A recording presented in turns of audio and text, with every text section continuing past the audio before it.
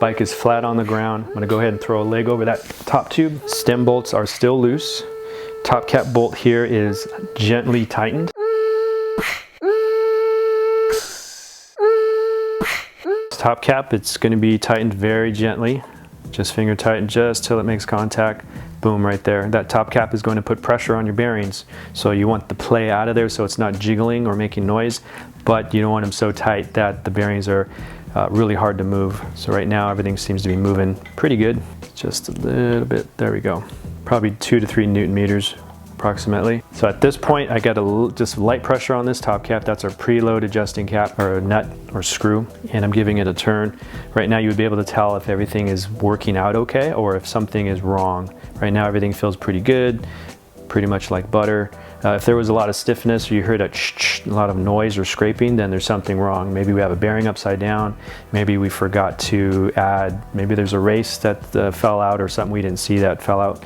Just go back and check your work. And then we have those stem bolts here that are still loose so I can move my forks separate from my handlebar. We want to make this adjustment first, but we're gonna do it with the wheel on, with the brake intact. We're gonna use that brake when we're on the floor to check and see if there's any movement in this whole headset or steer tube. But let's get our wheel back on. Go ahead and run our cable housing, everything back in, connect our brake here.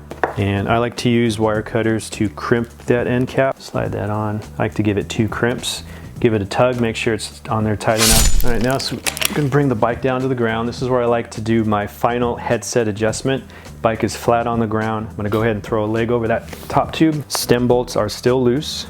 Top cap bolt here is gently tightened, enough to where I could still move it. I can move the handlebars separate. We're not worried about alignment right now. We're just worried about getting the play out of this whole system right here. We don't want the steer tube to be moving around within this headset. So wheel is straight, handlebars are straight. Go ahead and hold that front brake only. And we're going to rock the bike forwards and backwards, just like that.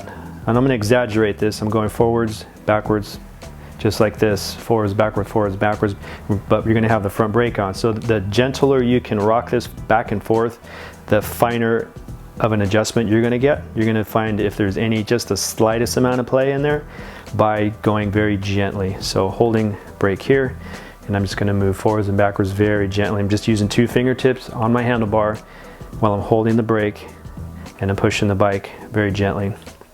Now I got painted floors. If I move it too much, that front tire is going to want to slip on the floor. So you got to be pretty gentle. So right now I'm not feeling anything there. So that feels pretty good. Second test is to lift up the front wheel off the ground like that. And then you're going to go ahead and move your bars left and right. Now if you find your handlebars are loose and your wheel's going one way and your handlebars are going the other way, go ahead and grab your fork and turn left and right. Should be pretty smooth. You shouldn't hear any noise, rubbing or chafing, and movement should be pretty much like butter, nice and smooth. Everything feels pretty good here.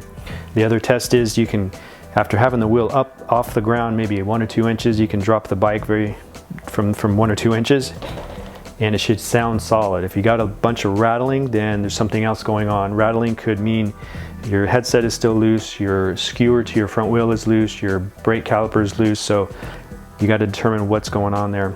So I'm going to do another test. Hold that front brake, rock it forwards and backwards, no movement.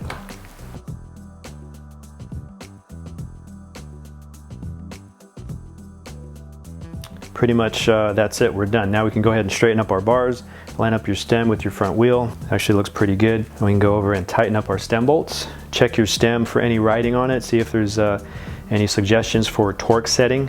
If you find 2 different numbers, one at the front, one at the rear, then the front one here is going to be for your faceplate on the handlebars. The rear one's going to be for your stem bolts that are going to be holding your steer tube. Super important. We don't want to lose our handlebar or steering. I'm just going to tighten that, take most of the play out of it, and look for my torque setting and go ahead and tighten up. So when in doubt, and if you only have one torque wrench, usually 5 to 7 Newton meters is pretty common for most stems.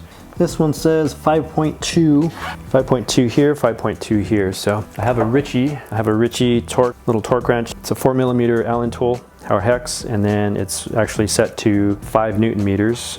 of tightening. So we want to tighten a little bit. Maybe that's close to a half turn. Go over and tighten the other one. And keep doing this until we get our click. And you want to go back and forth. There we go. We got one click there. One click there. Now I'm going to double check again, because when you tighten one, a lot of times it will release pressure on the other side, which means it just lost its torque setting, so we have to do it again. Sometimes you feel it turn and then click, which it did, so it actually took more tightening. Turned, click, good. I'm going to do it again until it clicks immediately. Boom, that clicked right off the bat. Good, we're good to go.